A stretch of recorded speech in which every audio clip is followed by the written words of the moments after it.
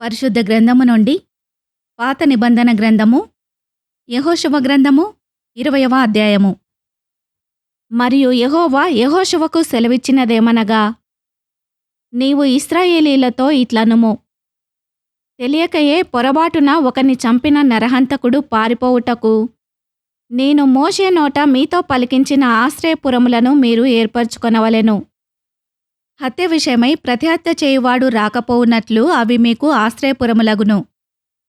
ఒకడు ఆ పురములలో ఒకదానికి పారిపోయి ఆ పురద్వారమునొద్ద నిలిచి ఆ పురము యొక్క పెద్దలు వినునట్లు తన సంగతి చెప్పిన తర్వాత వారు పురములోనికి వానిని చేర్చుకొని తమ యొద్ద నివసించుటకు వానికి స్థలమియ్యవలెను.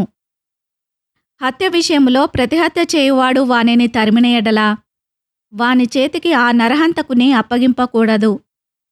ఏలయనగా అతడు పొరబాటున తన పొరుగువాని చంపెను గాని అంతకు మునుపు వాని యందు పగపట్టలేదు.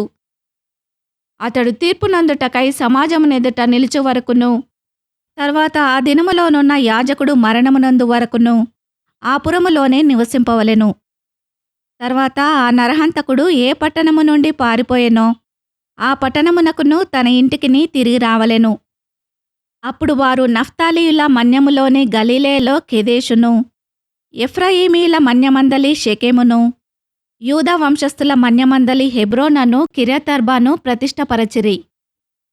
తూర్పు దిక్కున యోర్దాను అద్దరిని, యెరికోనొద్ద రూబేనీయుల గోత్రములో నుండి మైదానము మీదనున్న అరణ్యములోని బేసెరును, గాదీల గోత్రములో నుండి గిలాదులోని రామోతును, మనష్షీల గోత్రములో నుండి బాషానులోని గోలానును నియమించిరి.